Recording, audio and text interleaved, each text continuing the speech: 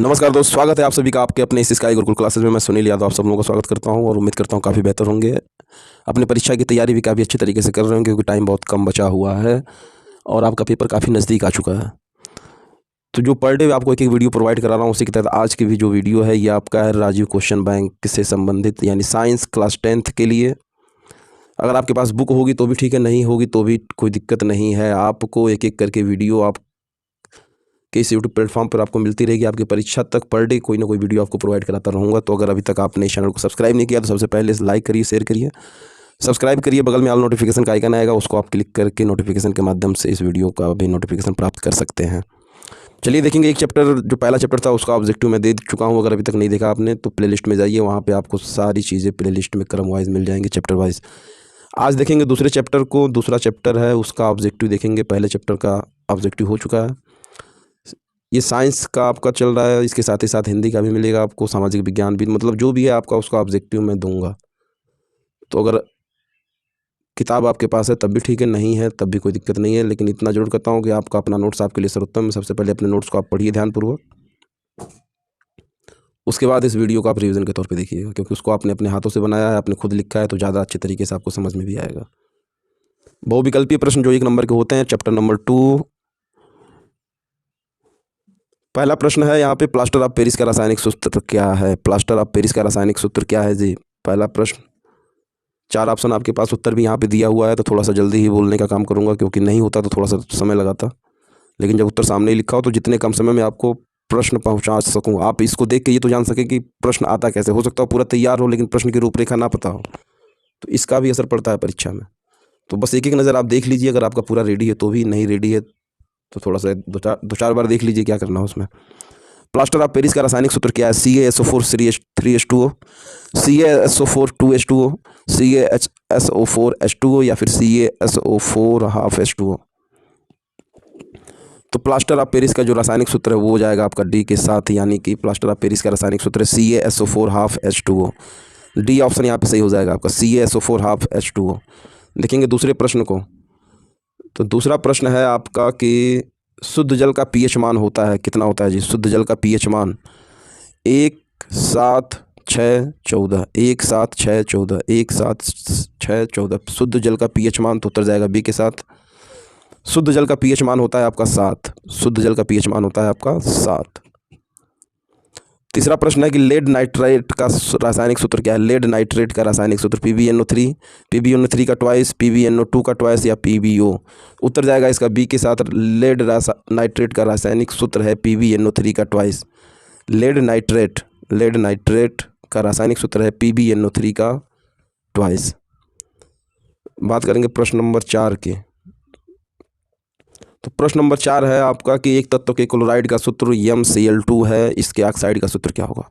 एक तत्व के क्लोराइड का सूत्र MCl2 है, तो इसके ऑक्साइड का सूत्र होगा MO2, MO, M2O3, M2O। तो उत्तर जाएगा इसका बी के साथ। एक तत्व के क्लोराइड का सूत्र MCl2 है, तो इसके ऑक्साइड का सूत्र होगा MO। देखेंगे प्रश्न नंबर 5 को। तो प्रश्न नंबर 5 है आपका कि Na2CO3 का सामान्य नाम है? विरंजक चूर्ण, baking powder, Dhawan soda, plaster of Paris. Na2CO3 का सामान्य नाम क्या है? विरंजक चूर्ण, baking powder, Dhawan soda, plaster of Paris. तो ऑप्शन जाएगा इसका सी के साथ। Na2CO3 का सामान्य नाम है धावन सोडा।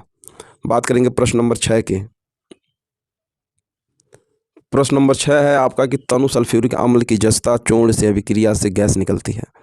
तनु सल्फ्यूरिक अम्ल की जस्ता चूर्ण से अभिक्रिया करने से गैस निकलती है, वो कौन सी गैस है? H2 है, O2 है, Cl2 है या CO2 है?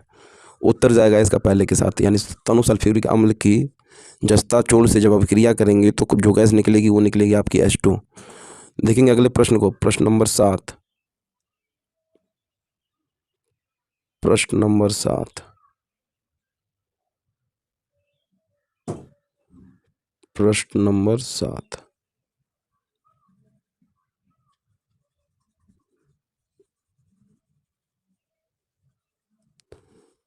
एक विलयन लाल लिटमस को नीले में बदल देता है, इस विलयन के पीएच का संभावित मान होगा। एक विलयन लाल लिटमस को नीले में बदल देता है, इस विलयन के पीएच का संभावित मान क्या होगा? 1, 3, 6, 8। तो उत्तर जाएगा इसका डी के साथ। जब एक विलयन लाल लिटमस को नीले में बदलता है तो उस टाइम उसका पीएच मान जो संभावित है वो है आपका 8, और अगर शुद्ध जल का पीएच मान पूछे तो वह है आपका 7। उत्तर जाएगा डी के साथ। बात करेंगे प्रश्न नंबर 8 की। जल को जीवाणु रहित करने में उपयोगी पदार्थ है। जल को जीवाणु रहित करने में उपयोगी पदार्थ कौन सा है? धवन सोडा, बेकिंग सोडा, एलम या ब्लीचिंग पाउडर। जल को जीवाणु रहित करने में उपयोगी पदार्थ कौन सा है? धावन सोडा, बेकिंग सोडा, एलम या ब्लीचिंग पाउडर। तो उत्तर जाएगा यहाँ पे डी के साथ। जल को जीवाणु रहित करने में जो उपयोगी पदार्थ है वो है आपका bleaching powder. Option number D सही हो जाएगा। बात करेंगे प्रश्न नंबर 9 की। तो प्रश्न नंबर 9 है आपका कि निम्नलिखित में से कौन सा मेथिल ऑरेंज के साथ लाल रंग देता है? मेथिल ऑरेंज के साथ लाल रंग की बात कर रहा है। कौन सा मेथिल ऑरेंज के साथ लाल रंग देगा? NaCl, H2SO4, KOH या ग्लूकोज। तो इसका उत्तर जाएगा वो जाएगा बी के साथ। मेथिल ऑरेंज के साथ आपका H2SO4 क्या देगा? लाल रंग देगा। मेथिल ऑरेंज के साथ H2SO4 आपका ये लाल रंग देगा। बात करेंगे प्रश्न नंबर 10 की। प्रश्न नंबर 10 है आपका कैल्शियम फास्फेट का सूत्र क्या है? कैल्शियम फास्फेट CaPO3 का ट्वाइस, CaPO4 या CA3PO4 का ट्वाइस, CaP2O4। तो उत्तर जाएगा कैल्शियम फास्फेट का जो सूत्र है इसका उत्तर जाएगा सी के साथ, यानी कि CA3PO4 का ट्वाइस। ये आपका क्या है? कैल्शियम फास्फेट CA3PO4 का ट्वाइस, ये है आपका कैल्शियम फास्फेट का सूत्र। बात करेंगे अगले प्रश्न के। अगला प्रश्न है कि धावन सोडा का रासायनिक नाम क्या है? धावन सोडा का रासायनिक नाम पूछा जा रहा है आपसे, क्या होगा? धावन सोडा का रासायनिक नाम क्या होगा? सोडियम क्लोराइड होगा, सोडियम कार्बोनेट होगा, सोडियम बाइकार्बोनेट होगा, सोडियम हाइड्रोक्साइड होगा। धावन सोडा का रासायनिक नाम sodium chloride, sodium carbonate, sodium bicarbonate, sodium hydroxide. तो उत्तर जाएगा बी के साथ। धावन सोडा का रासायनिक नाम होगा sodium carbonate. Sodium carbonate, sodium carbonate को ही कहते हैं धावन सोडा, और उसी का रासायनिक नाम पूछा है तो वह है आपका सोडियम कार्बोनेट। बात करेंगे प्रश्न नंबर 12 के। ब्लीचिंग पाउडर का रासायनिक सूत्र क्या है? ब्लीचिंग पाउडर का रासायनिक सूत्र Na2CO3 10H2O, CaOCl2, NaOH या K2CO3। ब्लीचिंग पाउडर का रासायनिक सूत्र Na2CO3 10H2O, CaOCl2, NaOH K2CO3। उत्तर जाएगा बी के साथ, यानी कि ब्लीचिंग पाउडर का रासायनिक सूत्र है आपका CaOCl2। CaOCl2, CaOCl2। Option number B आपका सही हो जाएगा। यही है ब्लीचिंग पाउडर का रासायनिक सूत्र CaOCl2। प्रश्न देखेंगे यहाँ पे 13वां। तो 13 नंबर का प्रश्न कह रहा है कि उदासीनीकरण अभिक्रिया इनके मध्य होती है। किनके मध्य होती है उदासीनीकरण अभिक्रिया? ये पूछ रहा है आपसे। अम्ल तथा अम्लीय लवण, क्षार तथा क्षारीय लवण, अम्ल तथा क्षारक या अम्ल तथा जल। उदासीनीकरण अभिक्रिया किनके मध्य होगी? उत्तर जाएगा सी के साथ। जो उदासीनीकरण अभिक्रिया है ये आपका अम्ल तथा क्षारक के मध्य होगी। ऑप्शन नंबर सी सही हो जाएगा। बात करेंगे प्रश्न नंबर 14 की। तो प्रश्न नंबर 14 है आपका कि धावन सोडा की प्रकृति है, कैसी प्रकृति है? अम्लीय है, क्षारीय है, उदासीन है या ये सभी है? धावन सोडा की प्रकृति अम्लीय है, क्षारीय है, उदासीन है या ये सभी है? उत्तर जाएगा इसका बी के साथ। धावन सोडा की प्रकृति आपकी कैसी है? तो वह है क्षारीय। देखेंगे प्रश्न नंबर 15 को। प्रश्न नंबर 15, इसमें आपसे पूछा है दुर्बल अम्ल है। दुर्बल अम्ल है, कौन सा दुर्बल अम्ल है जी? HCl है, HCN है, HNO3 है या H2SO4 है? HCl है, HCN है, HNO3 है या H2SO4 है दुर्बल अम्ल? तो उत्तर जाएगा इसका बी के साथ। दुर्बल अम्ल है आपका वो कौन सा है? HCN। देखेंगे प्रश्न नंबर 16 को।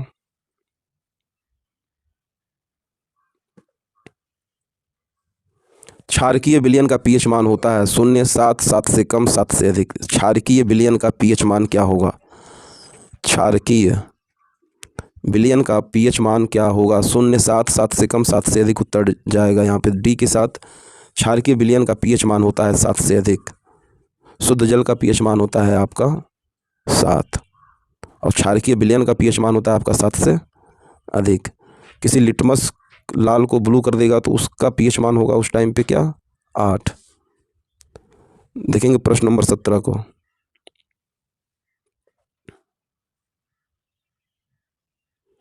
तो प्रश्न नंबर 17,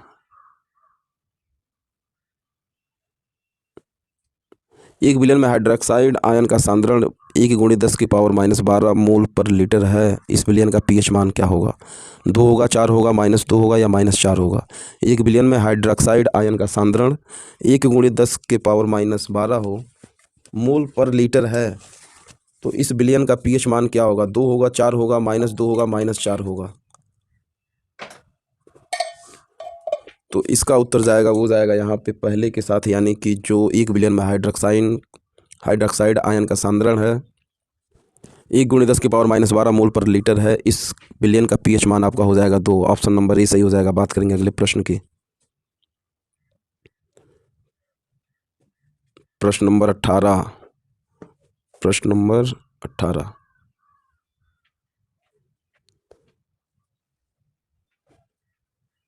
सल्फर ऑक्साइड का जलीय विलयन है। सल्फर ऑक्साइड का जलीय विलयन है अम्लीय, क्षारकीय, उदासीन, उभयधर्मी। सल्फर ऑक्साइड का जलीय विलयन है अम्लीय, क्षारकीय, उदासीन या उभयधर्मी। तो सल्फर ऑक्साइड का जो जलीय विलयन है ये है आपका अम्लीय। सल्फर ऑक्साइड का जलीय विलयन क्या है? अम्लीय। ये ऑप्शन सही हो जाएगा। बात करेंगे प्रश्न नंबर 19 की।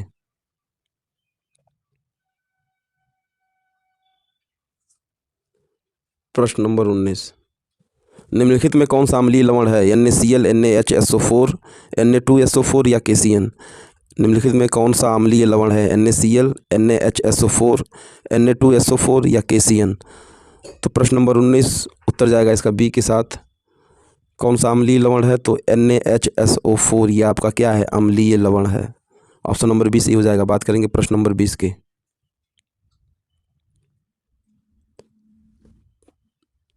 एक विलयन का पीएच मान 5 है, यह विलयन कैसा है? 1 विलयन का पीएच मान 5 है, तो यह विलयन कैसा है? अम्लीय, क्षारकीय, उदासीन या इनमें से कोई नहीं?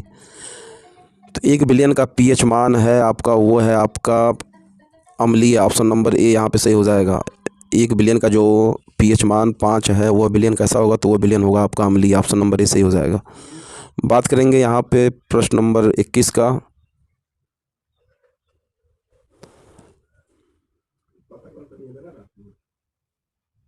एक विलयन में हाइड्रोजन आयन सांद्रण 10 के पावर -9 m है, इस विलयन का पीएच मान होगा 9, 10, -9 इनमें से कोई नहीं। किस नंबर का प्रश्न? उत्तर जाएगा ए के साथ। उत्तर जाएगा इसका ए के साथ जी। यहाँ पे ऑप्शन नंबर ए सही हो जाएगा 9। एक विलयन में हाइड्रोजन आयन सांद्रण 10 के पावर -9 है, इस विलयन का पीएच मान क्या हो जाएगा? 9। बात करेंगे प्रश्न नंबर 22 की।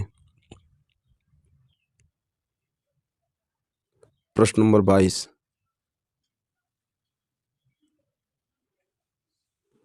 प्रश्न नंबर 22 है आपका H2S विलयन का पीएच मान होगा अम्लीय विलयन का पीएच मान होगा या H2SO4 के विलयन का पीएच मान? तीनों प्रश्न एक जैसे हैं।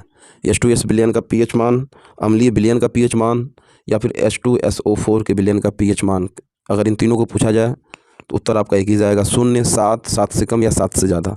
तो ऑप्शन जाएगा यहाँ पे सी के साथ, यानी कि क्या होगा? 7 से कम होगा। अम्लीय विलयन पूछे तो 7 से कम होगा। H2S विलयन का पीएच मान पूछे तो भी 7 से कम होगा। H2SO4 के विलयन का पीएच मान पूछे तो भी 7 से कम ही होगा। ऑप्शन नंबर सी सही। बात करेंगे प्रश्न नंबर 23 की। प्रश्न नंबर 23,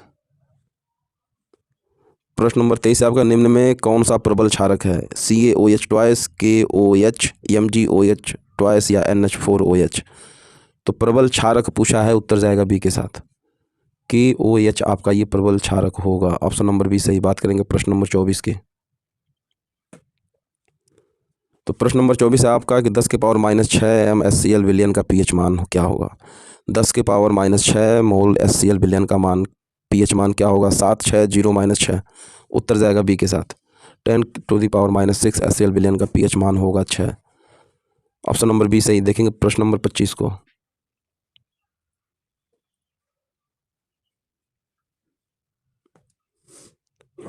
प्रश्न नंबर 25 को देखेंगे यहाँ पे।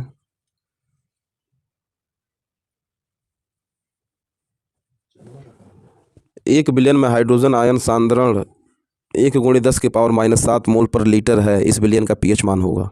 1 विलयन में हाइड्रोजन आयन सांद्रण 1 गुणित 10 के पावर -7 मोल पर लीटर है, तो इस विलयन का पीएच मान क्या होगा? 0, 1, 7, 14। उत्तर जाएगा सी के साथ। 1 विलयन में हाइड्रोजन आयन सांद्रण 1 गुणित 10 के पावर -7 मोल पर लीटर है, तो इस विलयन का पीएच मान होगा 7। ऑप्शन नंबर सी सही। देखेंगे प्रश्न नंबर 26 को। 26 26 आपका कह रहा है कि 1 बिलियन लाल लिटमस को नीला कर देता है। इस बिलियन का संभावित पीएच मान क्या होगा? 1 बिलियन लाल लिटमस को नीला कर देता है, इस बिलियन का संभावित पीएच मान क्या होगा? 1, 4, 5, 10। 1 बिलियन लाल लिटमस को नीला कर देता है, इस बिलियन का संभावित पीएच मान क्या होगा? 1, 4, 5, 10। उत्तर जाएगा यहाँ पे डी के साथ। यानी 1 बिलियन जो है वो लाल लिटमस को नीला कर देगा तो उसका संभावित पीएच मान क्या होगा जी? 10 होगा। ऑप्शन नंबर डी सही। बात करेंगे प्रश्न नंबर 27 की। 1 बिलियन कुचले अंडों के कवचों से क्रिया करके, 1 बिलियन कुचले हुए अंडे हैं उनके कवचों से क्रिया करके एक गैस देता है जो चूने के पानी को दुधिया कर देती है। बिलियन में क्या है? NaCl है, HCl है, LiCl है, KCl है। 1 बिलियन है जो कुचले अंडों के कवचों से क्रिया करता है और एक गैस देता है जो चूने के पानी को दुधिया कर देती है। उस बिलियन में क्या है? NaCl है, HCl है, LiCl है, KCl है। उत्तर जाएगा बी के साथ कि उस बिलियन में क्या होगा जी? HCl होगा जो कुचले अंडों के कवचों से क्रिया करके गैस बनेगा और जो चूने के पानी को दुधिया कर देती है उसमें क्या है? तो उसमें है आपका HCl। बी ऑप्शन सही। देखेंगे प्रश्न नंबर 28 को।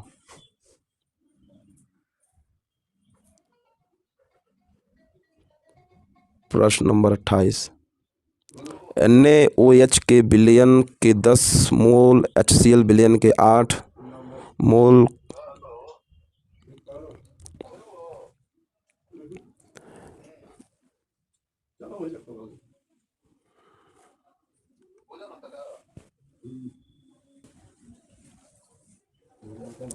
प्रश्न नंबर 28। NaOH के बिलियन के 10 ml, HCl बिलियन के 8 ml के द्वारा पूर्ण रूप से उदासीन हो जाते हैं। यदि हम उसी NaOH बिलियन के 20 ml लें तो बिलियन की मात्रा जो इसे उदासीन करने के लिए आवश्यक होगी कितनी होगी? 4 ml, 8 ml, 12 या 16? तो 10 के लिए 8 हो रहा है तो 20 के लिए इसका भी डबल हो जाएगा। क्या हो जाएगा? ऑप्शन नंबर डी यहाँ पे हो जाएगा, यानी कि 16 ml। ऑप्शन नंबर डी जाएगा। देखेंगे 29 नंबर के प्रश्न को। है तो निम्नलिखित में से कौन दवा अपच को ठीक करने के लिए प्रयुक्त होती है? निम्नलिखित में से कौन सी दवा अपच को ठीक करने के लिए प्रयुक्त होती है? एंटीबायोटिक, एनाल्जेसिक, एंटासिड या एंटीसेप्टिक? तो ऑप्शन जाएगा इसका सी के साथ।